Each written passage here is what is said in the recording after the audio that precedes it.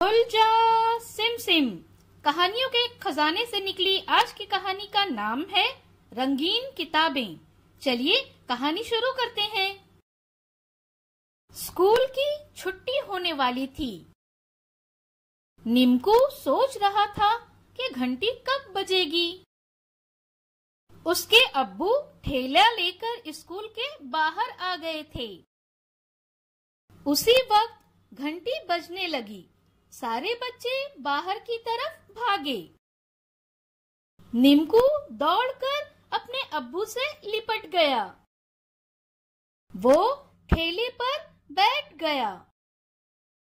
दोनों एक बड़े घर के दरवाजे पर पहुंचे।